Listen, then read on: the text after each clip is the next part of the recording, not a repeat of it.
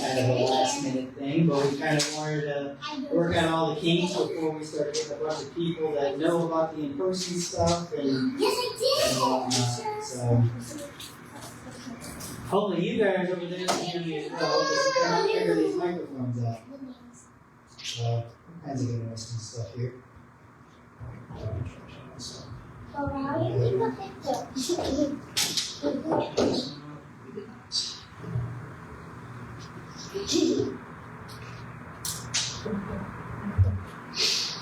Okay, so a little bit about the group. So obviously most of us acknowledge the fact that, mental health is a very big problem in today's society, and that we have a lot of people that are against each other for one reason or another. Be careful not to trip.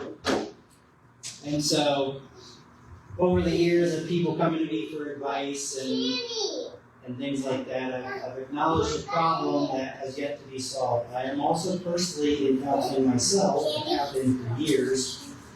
And I've taken notice that a lot of people don't actually like coming to counseling for the reason of the cost. Just basically the people that their team does not do a good enough job at addressing the problems and actually finding a practical way to get on a positive track. So with the money that they're paying for that, it's just not, people just don't see the value. And so what I'm going to do with this is create a free educational and free zone for everybody in the community, to have a place to interact with each other, express our stories, our testimonies, different things like that. Hey, honey, I'm going to go on the live feed and see if you can actually hear me. So you might have to step out and do that. So right now, we're going to be doing them here at the library just because they're a free resource. And we're going to start there. Eventually, we're going to find other places to do it as our crowd gets bigger. And that way we can ensure that everybody can be in the same space together. Along with the mental health talk community, all this stuff is going to go onto the YouTube channel. Is there anything to add? No, you're good. It's all going to go onto the YouTube channel. Keep in mind when you do that, I'm going to eventually probably do this. But everybody can go on the YouTube channel, do the mental health playlist, and that's going to have a bunch of this stuff that we're doing on the community group, different podcasts that we're going to be doing. Things like that. Just basically all around like health and wellness to help give you guys a better outlook on life and a better avenue to speak to someone and kind of get through your battles. So that's kind of what that's all about. This is eventually going to actually go into something very exciting that we're going to be doing going into next year. And I'll talk a little bit about that towards the end. But a little bit about myself. I'm currently 33 years of age. Obviously, I'm a male. I don't claim to be anything else. So, I've gone through a lot of mental battles myself, as my entire family struggled with alcohol abuse. I had actually watched my uncle pass away due to just drinking his liver to death, basically. After we were getting picked up from school one day. And then, obviously, my parents loved him to death. I wish my dad was here. Obviously, he passed away. What we think is a heart attack just a few years ago. So we lost him kind of early. I think he was 52, I think it was, something like that. And he was a lot of my issue. as a child as, he was a drunk, he was very abusive. Any of my friends that knew me back in those days knew that my family were big party people. My house was the place to come and eat old-fashioned, great cooked food. Still is to this day, actually, but that was where they came to party and drink and just have a good time. So most people remember it like that. I remember very differently because behind the scenes, a lot of people that didn't know, my dad was actually physically abusing me every time my mom and her friends and their friends and stuff went out to the bars. Most of the time they didn't take to my dad because he was either already kicked out of the bars that they went to because of his belligerent behavior, or they just went there to have a good time, and my dad was kind of the party pooper because he got too intoxicated and became violent and obnoxious and loud. And he was always the guy that was laying on the ground, bleeding out. Either the cops arresting him or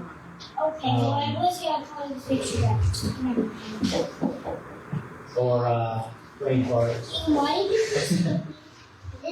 Or he was in the hospital recovering because he, gashed his head open, split his eyes, broke his glasses, whatever it may be, hurt his legs, fell down the stairs, all kinds of stuff. Growing up, me and my sister did a lot of, watching my parents throw dishes at each other, throw each other down the stairs in the basement. Just, you name it. It was growing up as a small kid, 8, 9, 10, 7 years old. It's not really the kind of life that you want to live. My mom, which she'll probably see this, sorry, but love you to death, but unfortunately, she's never really been a big support of anything I've done in my life. There are some stuff that she was supportive of financially, but as a kid, financially is not really what I was looking for. I was looking more for like the moral and emotional support of that, which I never received. It was hard to receive from my father because he was always intoxicated. He actually got to a point where I refused to talk to him until he could talk to me sober. So we spent a lot of months, a lot of years, never really talking to each other, just kind of passing by each other in the rooms and house. They always talked about divorce and things like that, but my mom always felt that she was going to be held accountable for if he were to pass away, because my dad was not responsible for his own health issues. For those who don't know, my dad suffered with really bad seizures from the time he was a teenager. And so, just, growing up, I had a couple buddies that I was close knit with, and they kind of had the same problem. One of my best friends, and if they're watching this, they know exactly who they are based on the story. But we grew up together, basically living with each other because, our parents partied together, and their mom was had a drug addiction with pills. And so, she wasn't drunk, and she was high or something. She did have a lot of medical issues, and that kind of played a role into it, but it kind of exceeded a point where it became abusing as kids, on top of the drinking with our family. And so, we went through a lot of struggles with a lot of different things, especially after my grandfather had passed away, which most of you know as Dr. Mick, who was a veterinarian owner on Worcester Road. Everybody loved him. He was a 50-mile radius.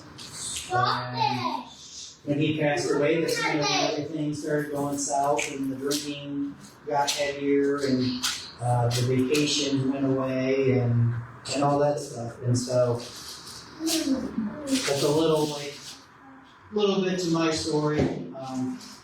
obviously I dealt with many times with being physically abused. There were multiple times back through BMX that my mom would actually have to come in between us, or the cop would have to come in between me and my dad, because at the time he would be just like verbally abusing me, and I was tired from a long day of riding with friends and wasn't in the mood to deal with a drunken attitude, and so I've had multiple occasions where I almost went after him with my tools, sockets, hammers, and just really wasn't thinking, wanted to just beat him to a pulp basically because of what he did to me. When everybody left and kind of like buying closed door stuff. So that's a lot of what I went through as a kid. There's a lot more to it, but we're on a time restricted here, so I'm not going to go into all of it. But it wasn't until probably about 3 years ago that my mom just learned about all the stuff that my dad did when they would go out. And, you know, I kept a lot of that as a secret. I kept a lot of that bottled up. You know, most of you going through a piece of childhood, you know, that bottled up stuff turns into anger, and anger is not a good thing. Anger turns into a lot of bad consequences with opportunities, jobs, relationships, stuff like that. So that's kind of a little bit about my backstory. So obviously I have a passion for mental health. Those who are close to me probably already know this other half of the situation. Love you, honey. Sorry to put you on blast, but those anger problems dealt with a lot of breakups and bad relationships. And it wasn't until I met Natalie where all that decided to change. We both came from a really screwed up background. Both held that very tight to us, and somehow our dear friends had put us together, and we just kind of clicked from day one, and it's been a journey ever since. A lot of this mental health and fixing my anger had a lot to do with her. After I pretty much was like verbally abusive to her, along with all my other relationships, because I didn't know how to manage my anger at the time. I never physically hurt anybody. I never had touched or laid a hand or finger or anything on a single person. I always thought that was extremely wrong. But wasn't really in the right set of mind. I think that verbal abuse was really negative. And it lasted. So in term, it's actually kind of more harmful than physical. Physical just obviously it leaves bruises, and then those bruises go away unless you get fired. So I know some relationships are pretty crazy about that. I've never learned to be that. Knowing how I saw my parents grow up, raising me and my sister. We've gone through times where she no longer could put up with my crap, and we dealt with a situation where, just like all my other girlfriends, she cheated on me. But I wanted to make amends to myself, to my dad, things like that, and I no longer wanted to be that person. And so, when we broke up, after I learned about all that, I did have sorry feelings towards it, was very upset, but instead of acting out, I wanted to be mature about it, and that's kind of what my mental health started, because I really appreciated who she was as a person, and I loved her personality. I thought it was important for me to actually go seek help. The help that I've projected all my life and thought was stupid and didn't think I would ever need. But I finally came to terms where I did need it. I needed to fix the relationship with her and I. I needed to fix the relationship with my dad before I lost him, knowing that my family on my dad's side was living with heart disease. And so I didn't want to I've seen friends go through that, and so I didn't want to be that person that my dad passed away unexpectedly, and then I never fixed our relationship, partially because of him, partially because of me. And I knew that was important to me too. It didn't matter how much I couldn't stand the man. At the end of the day, you know, drunk or sober, he was always there to support me through everything and for everything that I've ever done in my life. He was always the right-hand man in anything that I wanted to take a risk on. He didn't really see the risk in it, and he thought it was just a cool adventure that he got to see his son be a part of. And so, thankfully, through the trauma of our relationship, it rekindled our relationship, but it also rekindled me and my dad's relationship. And I knew a lot of my dad's relationship was primarily due to his drinking problem, and nobody wanted to be around him, and so he lost a lot of his friends, and he became depressed. I guess like most people going through addiction problems, they use those substances to cope, and that's what my dad did. Because I always proved a point to my mother that when I took my dad out to be a part of what I was doing, my dad would actually almost stop drinking for days or weeks upon, and before he went back to his heavy drinking. And so I knew then that it wasn't just that he was depressed and had a drinking problem, but he was also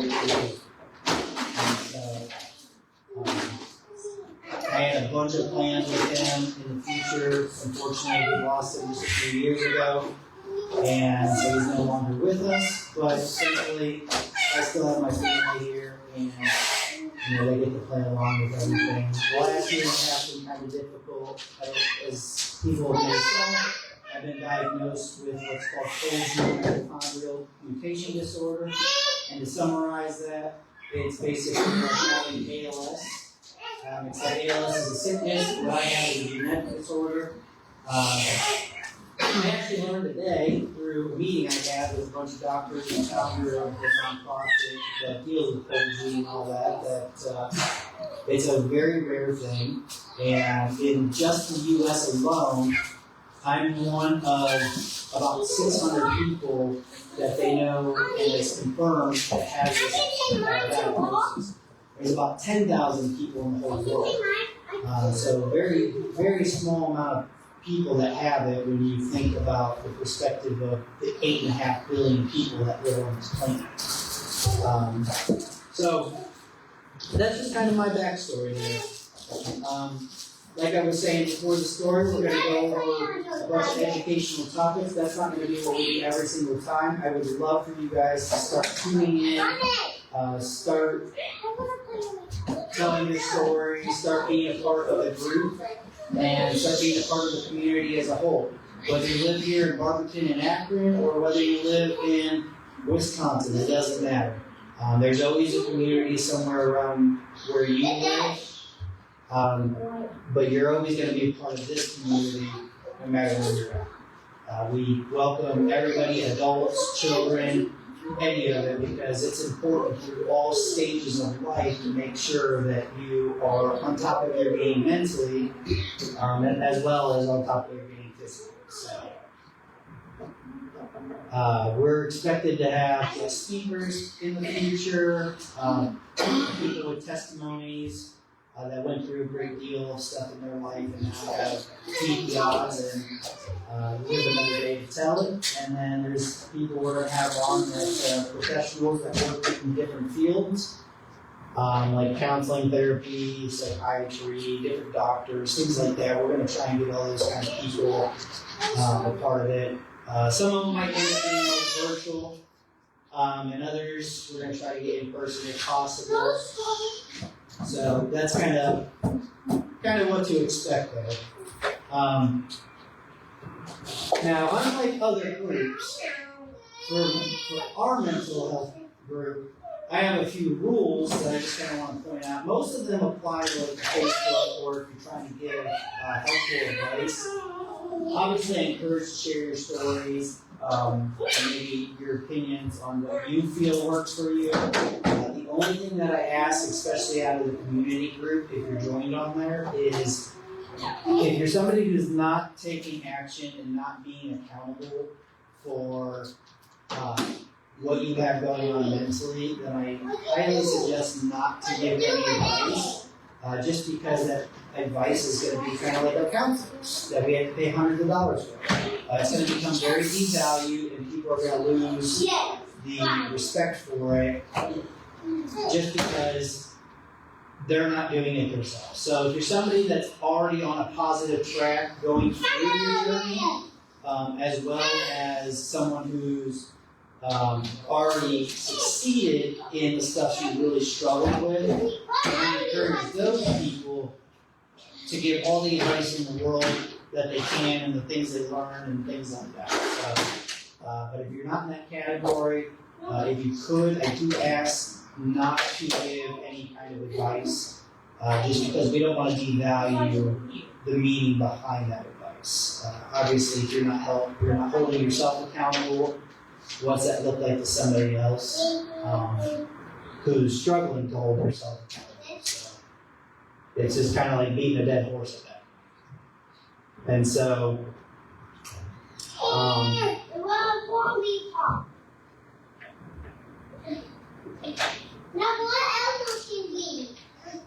for any of you who are not afraid to share their stories and testimonies, I highly encourage, especially at our in-person support groups, I highly encourage you people to come in, share your stories. Everybody comes from different backgrounds, different issues, different struggles, different accomplishments, different countries, really.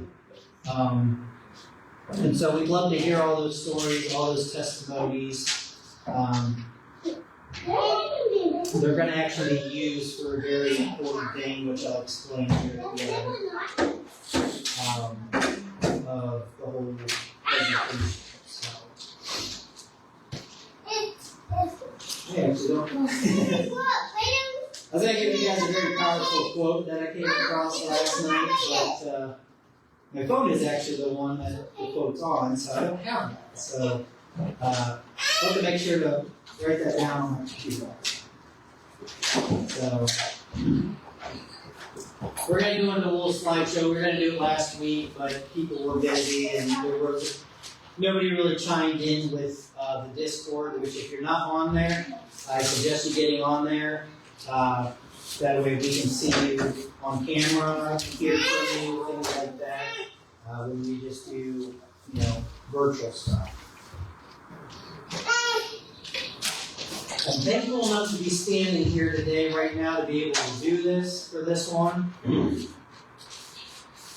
But with my disease, I'm going to be back to not being able to have my legs at some point in my life, along with a lot of other functions not working correctly. Through these presentations, you'll probably hear me lose my train of thought and say a lot of ums because my brain just doesn't work the same now. I have a lot of memory loss problems and processing problems, things like that. So you'll have to just mind that. So let me get this started.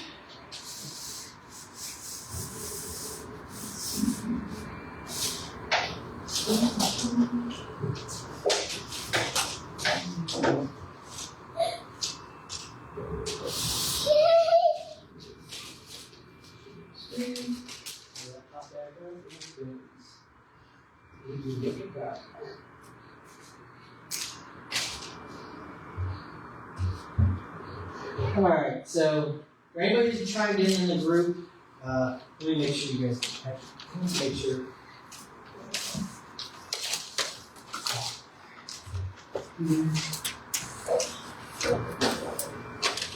So you still see me and Yep. Is there anybody even on? Yeah. So there's 3 people on. Yes. So this is how most of our presentations will start. This is where I think it's going to go with our logo for the group for now. They kind of intertwine with what we're doing on our YouTube channel and the podcast and stuff like that. So mental health talk with the microphone. So shout out to the AI system for creating that, because I'm definitely not that creative. So you'll know it's the right group by that logo, because it's on YouTube, Facebook, community group. It'll be a part of everything we do. Later we'll eventually do charity group events and stuff like that too. So going over to our sweet stuff. Psychological stuff. Why is psychological stuff important? Yeah. Well, it's the way that we get affected when we think, feel, act, and how we treat other people, and also how we cope with others in general. It's a very important step in understanding your mental health journey. By understanding how you feel, and how you feel ultimately makes you understand how you're thinking and how you treat other people. And that's also going to help you on how you cope with life. Obviously, if you're feeling down and depressed, then that's going to cause you to treat people more on the ugly side, and that's going to also cause you to have a negative outlook on them. For those of you who know my journey with my health the last year and a half, most people that I've talked to have no idea how I stay so positive and so strong through it all. Because I've had to go through a lot of stuff. I've had to be told multiple times that I probably only had 6 months left to live, but they weren't for sure that that was the diagnosis I was going to have, and more testing and everything else. So, been quite the journey. But we know at the end of the day, we're still going to make an impact on you guys, our communities, and globally at some point. We want everybody, we're not going to fix everybody, but we would like to think that we can help reduce the stigma behind mental health with everybody, male and female. So that way everybody can feel confident in their journey, and being confident will lead to a lot of positive benefits in your life. So what are the different effects on poor mental health? There are actually a lot, but we're not going to go over all. So they can cause sadness, tearfulness, hopelessness, exhaustion, anxiety, difficulty coping with work, which a lot of that will derive into what you'll see with drug addiction and alcoholics, the big thing that they end up coping with.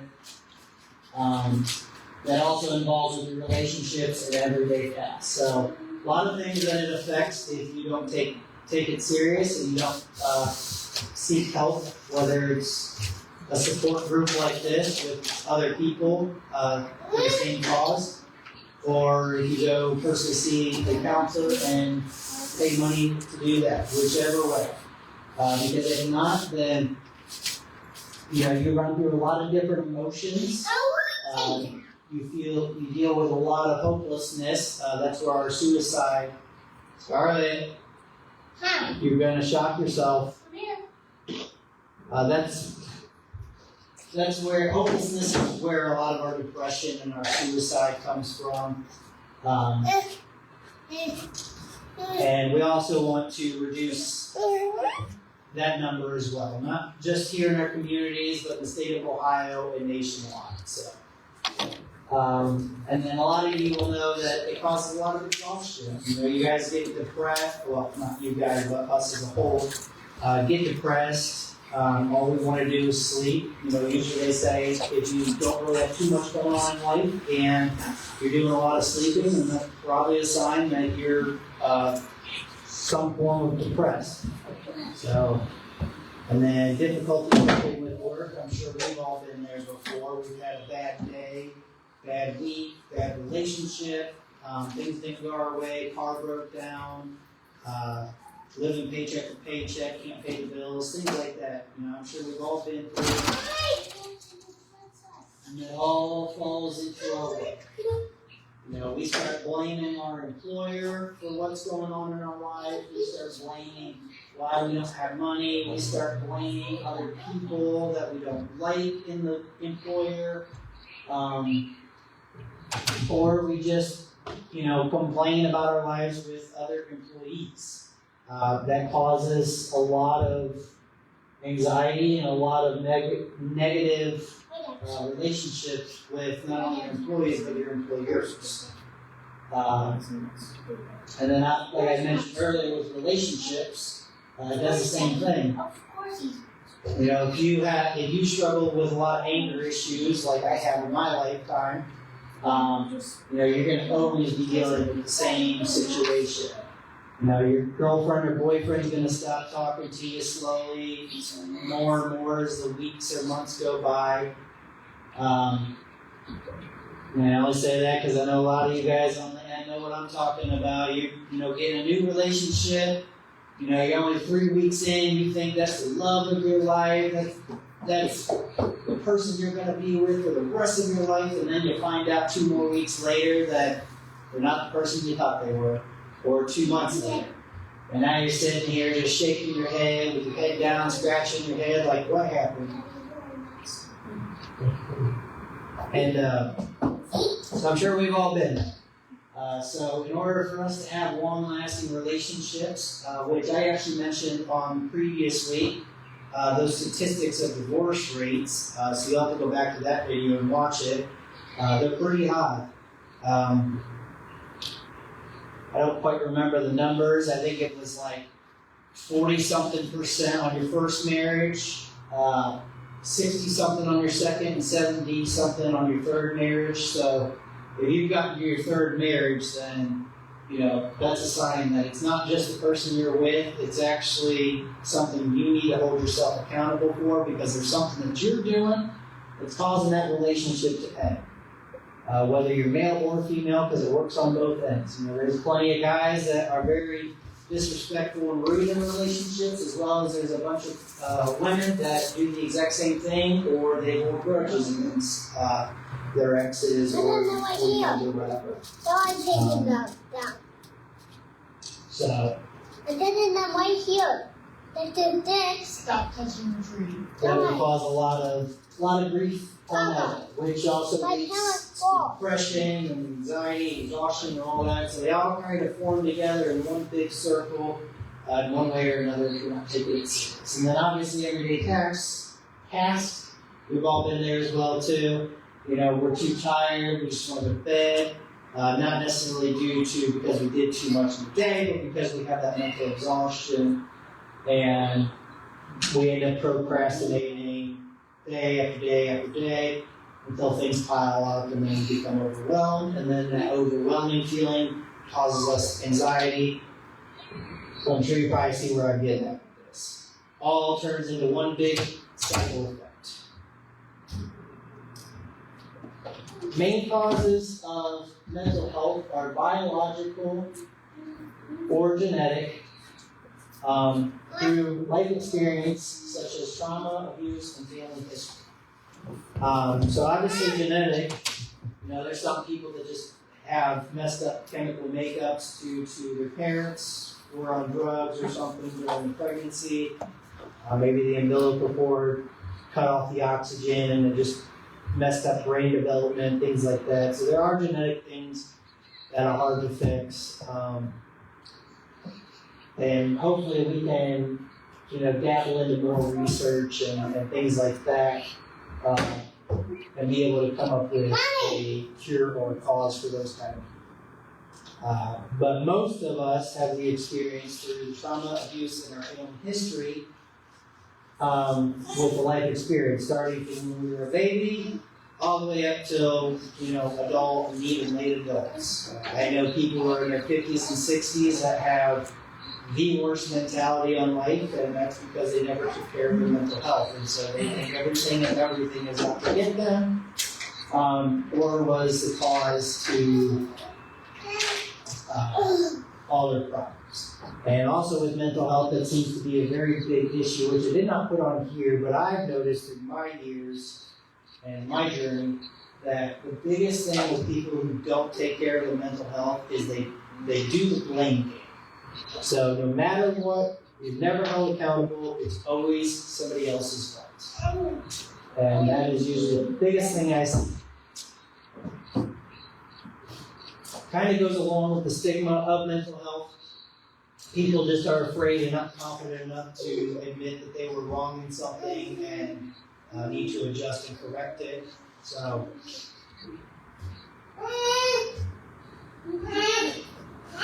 now, with this next slide, I'm not going to go over all these, but I'll give you guys a second to look at it. But there are two types of happiness, if you did not know. The first one's called egoic, and the other one is called eudaimonic. And yes, that is how that word is pronounced. But as you can see on the egoic side, we have happiness, subjective well-being, positive emotions, and on the eudaimonic side, we have self-acceptance, environmental master, positive relationships, personal growth, purpose in life, and anatomy. Now, what could all those possibly be, or mean and deal with? So we'll start with the first one, condoic.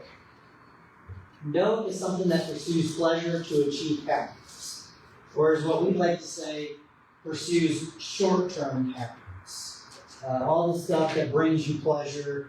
I know with the whole phone epidemic that we have going on at this point, people are super addicted to being on their phones, can't function life without it. That's kind of where this would come into play, but not for a good reason, obviously.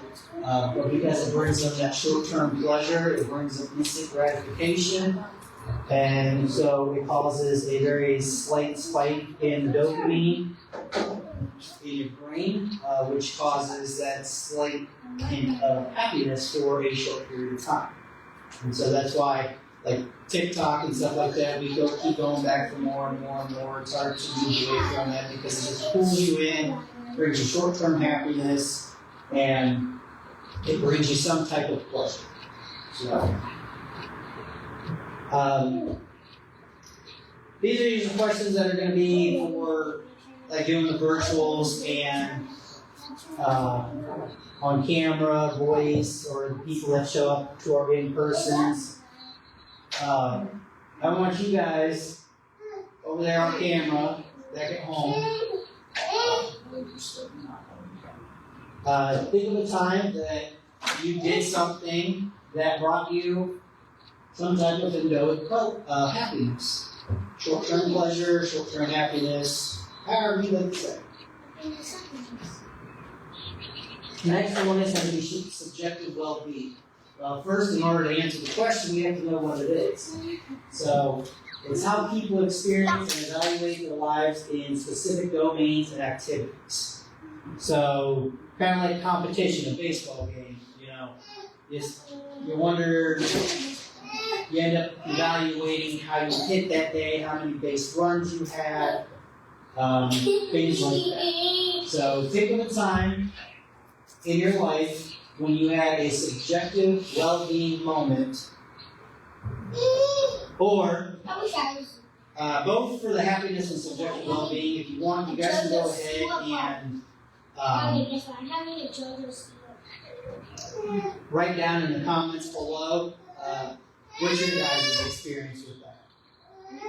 And then the next one's going to be positive emotions. That's pretty cut and dry, pretty self-explanatory there. Just think of a time where something brought you a positive emotion due to the pursuit of pleasure. So, do you want to do the birthday? Now we move on to the next one. Eudaimonic, which is a really goofy word. But what is it? So this is something that pursues meaning to achieve long-term happiness. So this is the long-term effect of your happiness. So these are, like back in the graph, or the table chart, these are all going to be the things that bring you happiness long periods. So let's define the steps to take in defining our purpose. What time is it?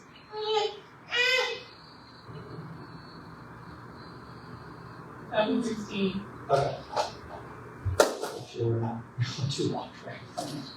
Let's define the steps to take in defining our purpose. Our purpose is, I always tell everybody, if you feel like there's not much to life and it gets you feeling down and stuff, I always tell, the people that I'm in business with or partnerships in business that I have, things like that, that the reason for that is because your why, or as we'll say here, your purpose in life is not big enough. That purpose should be big enough to scare you, make you uncomfortable, but also understand that it can still be achievable at some point in your lifetime. There's going to be no timeline on when you get there. You just know that you're going to always be working towards it, and it's going to bring you joy and fulfillment every time you make a step forward in that direction. So different things like volunteering through the community, giving to someone in need, like homeless people, things like that. Writing out our goals, kind of having an understanding of what we're going to do with life.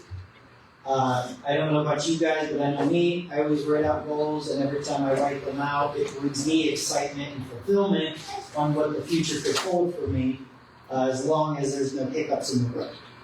Because obviously if there's hiccups, those hiccups can sometimes throw those goals out of whack, or they can make them a lot more challenging to get to, but none of us are perfect, and so that's what makes life exciting, is that we always are on an adventure. And then also expressing gratitude. With the expressing gratitude, I like to always tell people that we actually have a challenge. It's called the 5 Journey Challenge, hashtag the number 5 and then journey. And what it is anybody who doesn't look happy, frowning, kind of has this like punchy face to them. We want to get a smile on their face, make their day impactful. And by doing so, you tell them a joke, you talk to them like they're human, you acknowledge them in their journey. Whether you know what their journey is or not, there's still specific words you can use to still acknowledge, like you're doing a good job today. Keep doing what you're doing. Just things to bring an impact on other people, so that way we can also spread kindness. And because we spread kindness, that allows people to feel happier about who they are, makes them feel acknowledged, things like that. So, if you follow me on Instagram, you'll probably see my call out to all you guys every single Monday morning about that challenge, which is always finding at least 5 people a week. I highly encourage you to find more every day. The 5 was just kind of set there for myself, with me being 50% a wheelchair and 50% a walker, and I'm not able to drive anymore, so 5 people was doable for me because I wanted to hold myself accountable for the same challenge or spreading the same cause. It's just a strong needs.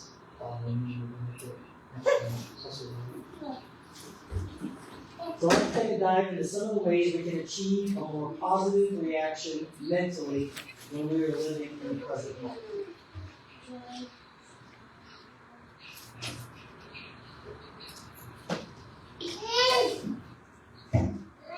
So, some of those happinesses are going to be joy, pride, optimism, and gratitude. The definition of joy is a state of mind that can be found in times of grief or uncertainty. Examples like feeling the warmth of the sun, getting a hug, laughing with friends, things like that.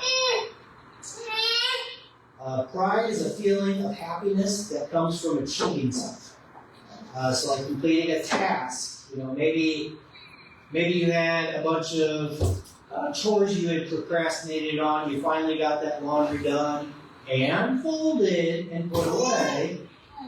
And you've been waiting all week to do that. Something like that. Something that brings you confidence. Maybe, but that's going to be optimism.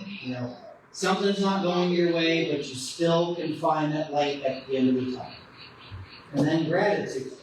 This is one that a lot of people have a hard time with when they're going through their mental health battle.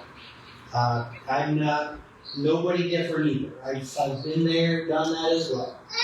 But gratitude and happiness are one and the same, the easiest way to happiness. So complimenting on something someone did for you, reflecting, volunteering your time, things like that. Stuff that you did that was impactful for somebody else, but brought you excitement. Because you know it made them happy, it made you happy, and we're making an impact all around. So we can use these in a moment of disappointment and distress, or overall a method to build confidence with ourselves when life seems tough. So once we're done with this presentation, the videos are always up on my profile and on my YouTube channel, which you can find that at youtube.com/Michael B. Berlin. B is my middle name for those who do not know. And all this will be found on there too. So if you're struggling and you don't know or you forget what you could do, you can always reflect back on the educational topics and help you better understand what you're going through, why you're going through in your journey. So, conclusion is, as we conclude the topic of psychology, we learn that it is a key thing to our happiness and overall well-being is perceived. This also concludes the introduction phase of this, and we will discuss in detail more on these into a broken down form in the future, as we will with all three of the topics. The next one will be social self. Happiness is a key factor in the roles we play with our family, friends, our workplace, and the community among the people we walk by. So, you can always bring happiness to yourself and to others in the community by doing stuff we talked about here, the psychology side of things. I do it every day myself. My mom has actually finally started doing it, considering she works customer service at a convenience store, so she sees a lot of people every day. So there's no reason why nobody can't do this, and hopefully at the end of the day it'll bring joy to yourself. Oh, Scarlett. Dismantling the tree. And then happiness can be done in the simplest of forms, just like the challenge that I explained earlier.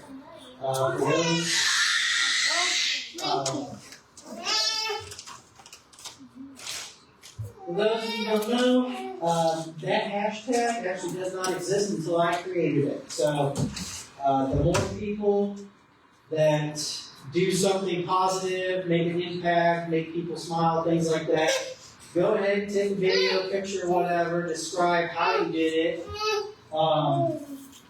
and maybe even the reason on why you decided to do it for that person, because the situation is different for everybody. And then tag on all social media platforms the hashtag #5Journey, and let's get the movement rolling with mental health and spreading kindness and positivity in our world. And also boost your joy, pride, and gratitude while getting others to smile and become more optimistic about themselves and their day and or who you are as a person. So, I always tell my doctors that have a bad attitude, or the lunch people that I'm admitted into the hospital bring my food up to me. I always tell them, remember that anything you do to somebody will leave an impact, and they're going to remember your face, your name, and who you are at the end of the day. Even if nothing goes right in their day, and you were the only person that made them smile, that is going to be something they remember for a very long time. And it doesn't matter what situation you're at, because I have proof that can impact in a large area. Even though we had a really bad experience with some stuff and how the doctors treated me when they couldn't figure out the diagnosis at Western Reserve Hospital up there in Cuyahoga Falls, I will have to say a lot of the staff probably got annoyed with me because every day they weren't smiling because I was there for a little over a week. so kind of a long time.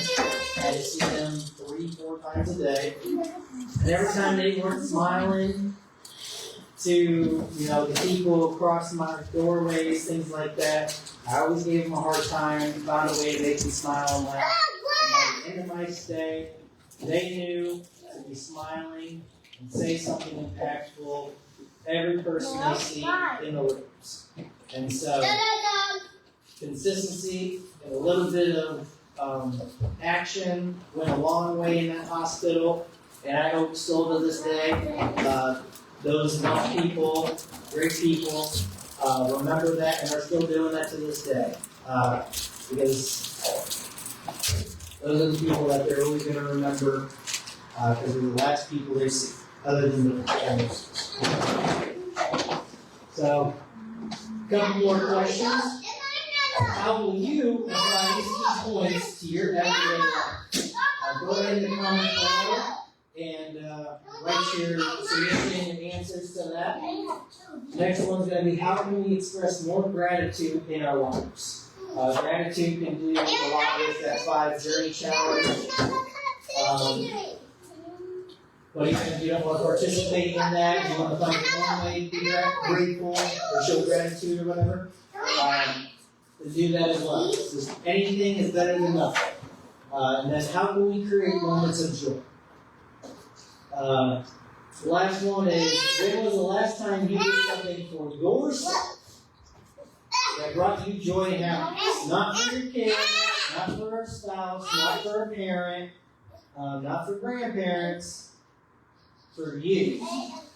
All part of mental health is making sure you take care of yourself, as well as spreading the positivity and impact among other people.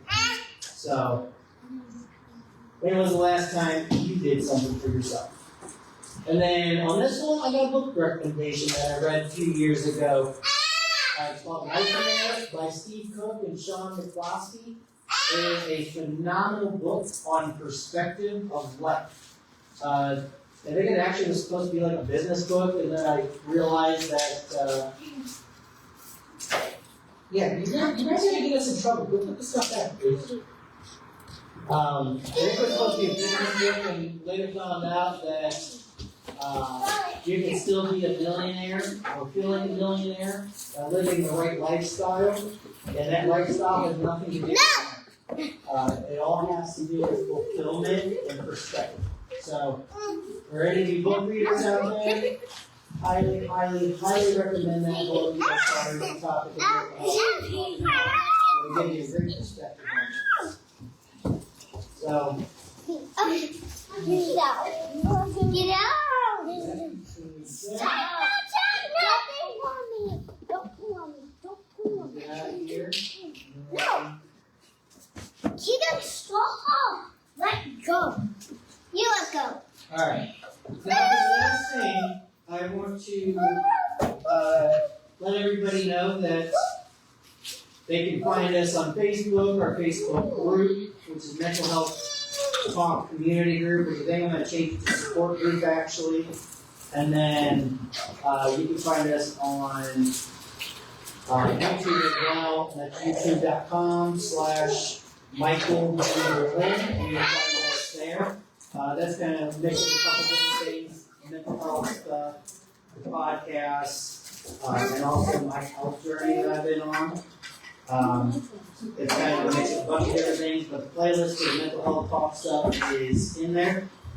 You'll find it. And then we got a wonderful announcement, everybody. So, first podcast, if I remember the date right, I don't have my calendar in front of me for the conversation. I think it was January 7th. We are doing our first podcast episode with our very first guest. And as I say in every single video I do with them, the man, the myth, the legend, as all of you know who he is, or at least I hope you do, and if you don't, then you need to go over to his profile, plug in, and follow him for everything he's doing as well. And that's going to be just Dad from Akron. So our good old Kenny Lambert is going to be our first guest with the podcast with the Mental Health Talk. I have a whole list of stuff I'm going to script out with him. But if any of you have any questions that you would like me to ask, then either submit them in the community group, or here probably in the upcoming weeks I'm going to have a poll on my direct Facebook that's going to allow everybody to plug in and ask questions that they would like me to answer while I'm doing the podcast with them, as long as we have time for it. So, and if you haven't already, go follow him and his organization and what he's doing with Just a Dad from Adam. Okay, go. And then the last thing is, so this whole mental health talk thing that I talked at the very beginning,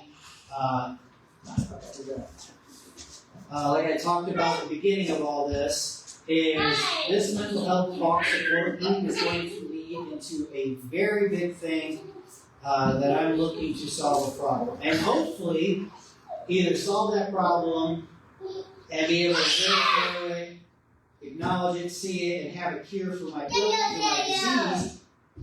If we don't discover that by the time that happens with my decline, then at least hopefully I can have all you guys look into stuff like this, feel better about who you are, be confident in what you're doing, and the abilities that you're doing it at, and let's go with it. And just in case I end up passing before I get to see the big blow up of it all. But through all these years of people coming to me for advice and people complaining on social media about certain things and eavesdropping conversations in the waiting rooms at the counseling facilities and things like that, I have decided that through my health journey, I'm going to try to reduce or put a stop to all that, period. So, going into next year and the following years after that, we are starting a non-profit group called the Journey of Life. And what that's going to be about, and I hope I can get all of you guys' participation, is our plan is to reduce the stigma behind mental health among all demographics through different tactics and different things that we're going to do through it. We're going to start locally in our community, so that's going to be like Summit County start, things like that. Sorry about that, everybody. Our son ran into the table and knocked everything off. What was I saying? So we're expecting to start locally, start or Summit, Stark County, like the Acton Camp area. For right now, see where it takes us. But we eventually want to become regionally with the East Coast, and then eventually become globally. Globally is actually already starting just because of some of the people that I'm being introduced with the other diagnosis I have, which is called FND, it's functional neurological disorder. It's just a chemical imbalance that causes a lack of communication and signals from the brain to the body. So I got both of them going on. But between that group, the whole G, and then church, we are actually speaking to people that live on the other side of the world, and so I'm able to actually talk about what I'm planning to do and what I'm already doing now.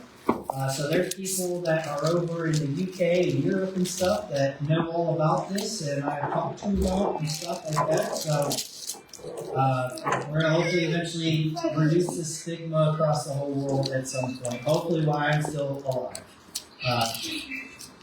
If not, then hopefully you guys keep the legacy going on. But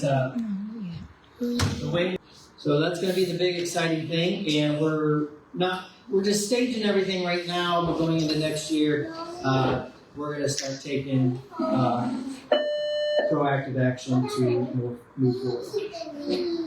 I think that equals our call to start cleaning up. So with all that, I hope you guys enjoyed this, and I hope that we get to see you guys at the next one and not through a camera. So, Attention patrons, the library will be closing in 15 minutes. Please prepare to make your final selections at this time. Thank you.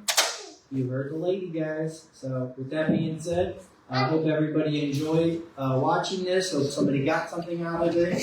I hope everybody plugs in and starts being more accountable for everything mental health. And I will keep everybody posted about the nonprofit as well as the poll or the questions and stuff for the podcast. So, as always, God bless, stay strong, stay beautiful.